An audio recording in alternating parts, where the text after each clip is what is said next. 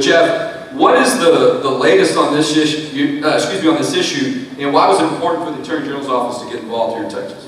Yeah, thanks, Jonathan. So yes, after we heard, like everybody here, we heard about what the City Council in San Antonio had done in literally removing Chick-fil-A from a contract, and that when they did that, and they publicly said the reason was because of the religious beliefs of the company, of the owners of the company, and specifically the LGBT issue, that was the reason that they had been taken out of the contract at the San Antonio International Airport.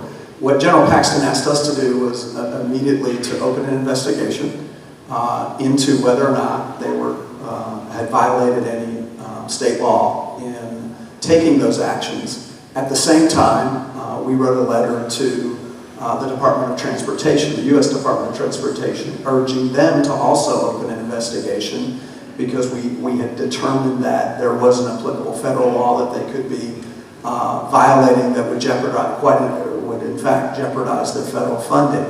So we commenced that investigation, and one would think that if the city wanted to defend that position, that they then would, and felt their defense of that position was proper, that they would cooperate with our investigation. But instead, someone here from San Antonio?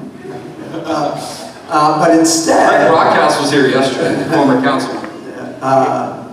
But instead, the city of San Antonio said that they didn't want to cooperate with the Texas Attorney General, that they would not give us any documents, despite there being public documents that not only do we, as the Attorney General for the state of Texas, but you as citizens have a right to know, and certainly the citizens of San Antonio have a right to know why council is making a decision or not. So, making a longer story short, because of our time, we actually had to sue them in order to get documents.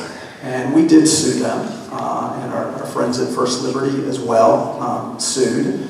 And through that process, we are now, something like this, unfortunately, you had to bring a lawsuit, but we are now beginning to get documents. And I think I can share this, and I actually brought some notes to specific because this, again, these documents aren't special to the Attorney General. They're public documents. We all, as citizens of Texas, get to know what a city council is up to. Oh, we want to hear.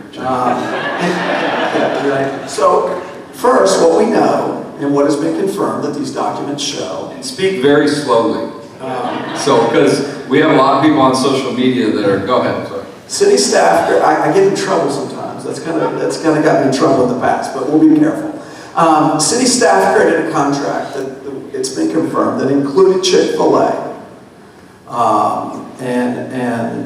And that the city council, even though it was in the original contract itself, made a special motion to exclude Chick-fil-A, but keeping all other contract terms with regard to the San Antonio airport.